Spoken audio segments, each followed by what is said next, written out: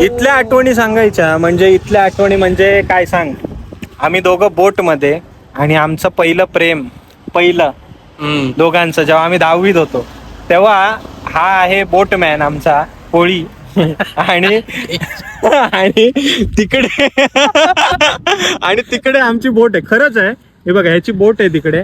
आणि आम्ही तेव्हा लहान होतो त्याच्यामुळे तेव्हा आम्ही इथून अशी गाणी ऐकत ऐकत त्या तिकडून असं तिकडून असे फिरून असे इकडे येऊन इकडून याच्या खालून तिकडे जायचो. तिकडून समुद्र लागलाय आणि तिकडनं आम्ही परत रिटर्न घरी यायचो.